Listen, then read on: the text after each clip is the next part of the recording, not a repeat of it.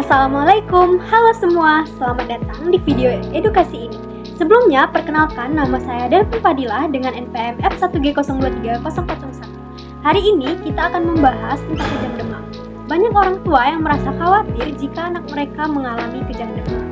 Namun, dengan pengetahuan yang tepat, kita dapat menghadapinya dengan tenang.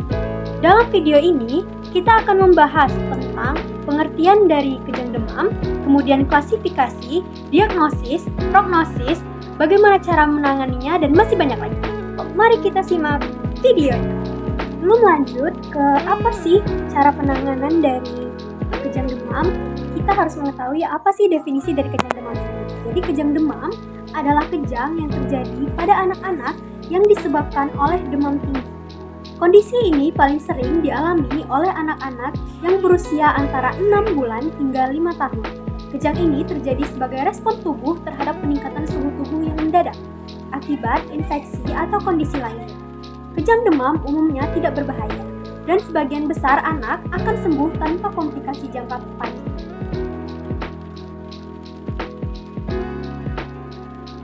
Baiklah, berdasarkan tabel klasifikasi kejang demam dibagi menjadi dua jenis berdasarkan durasi dan juga jenis kejang, yaitu yang pertama ada kejang demam sederhana.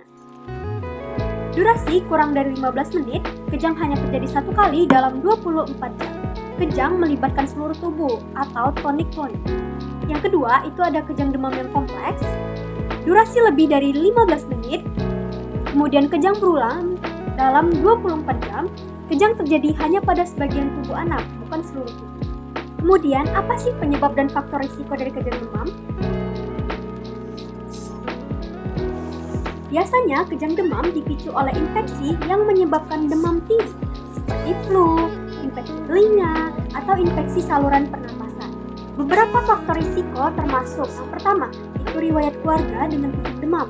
Yang kedua, usia anak yang masih kecil, terutama di bawah 3 tahun. Yang ketiga, demam yang datang dengan cepat dan mencapai suhu yang sangat tinggi. Kemudian ada gejala dan juga tanda-tanda yang bisa Anda amati apabila anak mengalami kejang demam. Antara lain, yang pertama itu ada demam yang tinggi dan tiba-tiba muncul. Yang kedua, kejang yang melibatkan seluruh tubuh dengan gerakan yang tidak terkendali. Yang ketiga, mata yang terbelalak atau terbalik. Yang keempat, kehilangan kesadaran sementara. Yang kelima, setelah kejang, anak bisa merasa lemas atau tertidur dengan awal. Setelah kejang terjadi, pemeriksaan lanjutan biasanya diperlukan untuk mengetahui penyebabnya. Nah, pemeriksaan yang dapat dilakukan biasanya meliputi yang pertama itu ada riwayat medis. Jadi, dokter akan menanyakan tentang gejala, riwayat penyakit, dan juga riwayat keluarga. Kemudian, pemeriksaan fisik untuk mengevaluasi kondisi umum anak dan mencari tanda infeksi atau gangguan lainnya. Yang ketiga itu ada tes laboratorium seperti pemeriksaan darah untuk melihat apakah ada infeksi atau kondisi medis lainnya yang mempengaruhi anak. Keempat, ada elektroensefalogram atau EEG untuk memeriksa aktivitas otak jika ada kecurigaan terhadap gangguan lain. Nah, untungnya kejang demam ini memiliki prognosis yang sangat baik. Jadi, sebagian besar anak yang mengalami kejang demam ini tidak akan mengalami masalah kesehatan jangka panjang. Kejang demam biasanya berhenti seiring bertambahnya usia anak.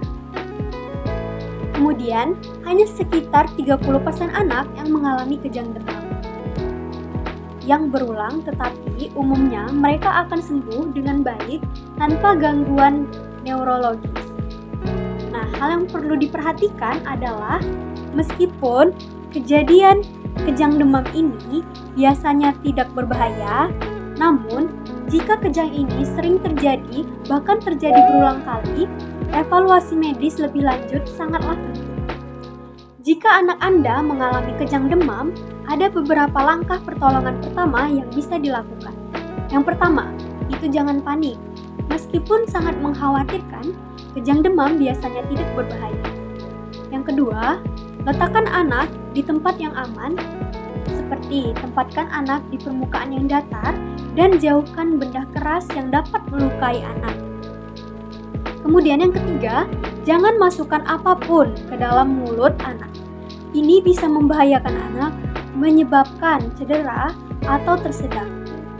Yang keempat, catat durasi kejang. Perhatikan berapa lama kejang berlangsung, karena informasi ini penting bagi dokter. Yang kelima, cobalah menurunkan demam. Jika memungkinkan, berikan obat penurun panas yang direkomendasikan dokter, seperti paracetamol atau mandikan anak dengan air yang hangat. Dan juga keenam, segera hubungi dokter. Jika kejang berlangsung lebih dari 5 menit atau terjadi lebih dari sekali dalam 24 jam, segera bawa anak ke rumah sakit atau hubungi tenaga medis.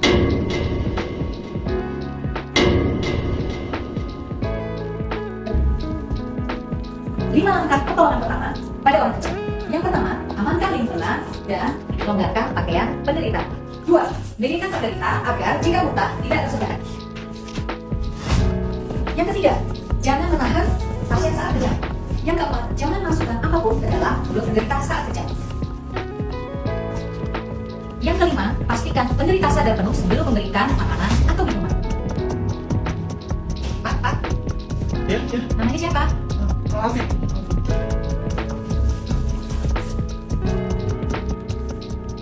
Setelah kejang tertangani, jangan lupa bahwa penderita ke fasilitas terdekat untuk pola lebih lanjut. Baiklah, demikian penjelasan mengenai kejang demam. Sebagian besar anak yang mengalami kejang demam akan sembuh dengan baik tanpa masalah jangka panjang. Jika Anda merasa khawatir atau ingin informasi lebih lanjut, jangan ragu untuk berkonsultasi dengan dokter. Jaga kesehatan anak Anda dan semoga video ini bermanfaat. Terima kasih telah menonton. Sampai jumpa di video selanjutnya. Wassalamualaikum warahmatullahi wabarakatuh.